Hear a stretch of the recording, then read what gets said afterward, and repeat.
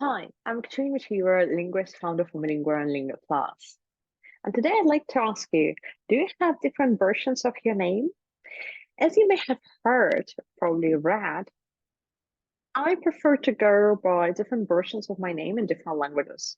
Like, for instance, Kate or Catherine in English, Catarina, Catarina. I'm a Rizolinas, it's much harder to pronounce. Catarina in Spanish, Caterina in Italiano, Catalina in Portuguese. And there's Kasia in Polish, and there's Kat in German, there's Eka in Belize, and there's Catherine, Catherine, yeah, in French, and well, so on and so forth. And some people will ask you why. And also, I noticed that in Latin America, when they see like my WhatsApp name, it's like Kate, they would prefer to call me Kate because it's like, foreign color. What I would be like, no, no, no, I'm like Catarina. And in Spain, I would be Catarina, and it's good.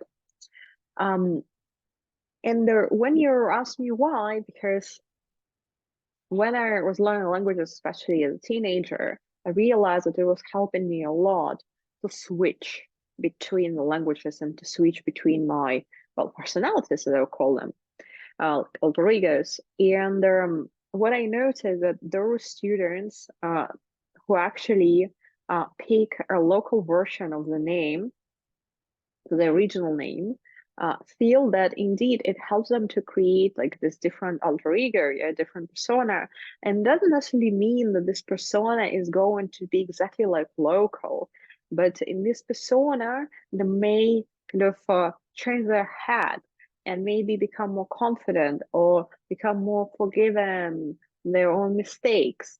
Um, Maybe there's more empathy, and I believe it's a great exercise because even now, with years, when I live in those cultures here, languages which I learned, I still go really like well by my local names. So if I hear that somebody is yelling Caterina, yeah, so I know somebody like Italian, and I can respond to it well in Italian. So instead of me guessing which language to start, as soon as I hear that somebody calls me by a particular version of the name, starts speaking to me in that language, I automatically switch.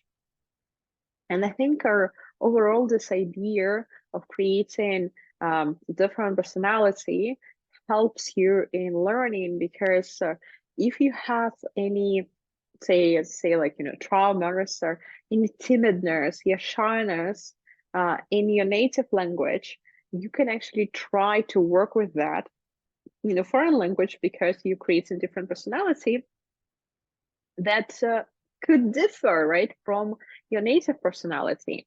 And that's fascinating. And I've seen studies on different schools where children are feeling, yeah, like they were, they were like heroes, yeah, or different characters, like comic characters with their local names. Also, I believe that when you play around overall with your name, like with your surname, kind of making it sound more like local, it also makes a sort of like effect on you because suddenly you feel, oh, I'm a different person in a way because like we were given our names here by our parents. There could be some long stories, could be some short stories here connected to our given names.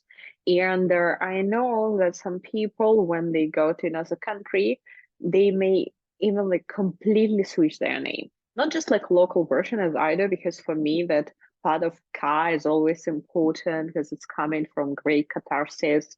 And yeah, so catharsis, we know, yeah, the meaning and it's climax.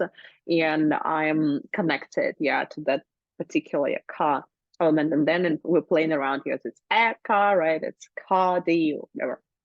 But some people I met who completely changed their names, that their foreign names are unrelated to their native names.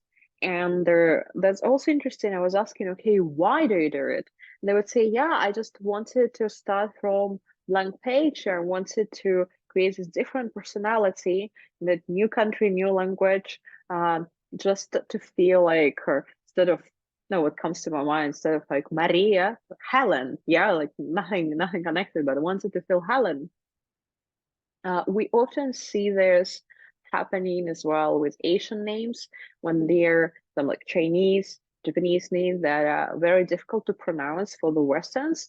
And when Asian students come to Western universities, they adapt their names to local names.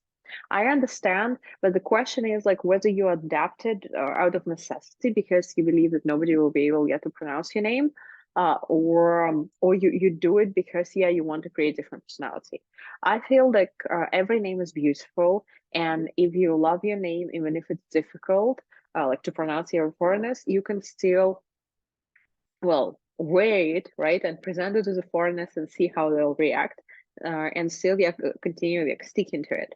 But if you feel that creating different versions of your name or maybe completely different names helps you to adapt to a new culture, to new language deeply, also even deeper connecting with some parts of yourself, your personality that you couldn't express in your native language, then go ahead, create different versions of the name or different names and just go and embrace it all.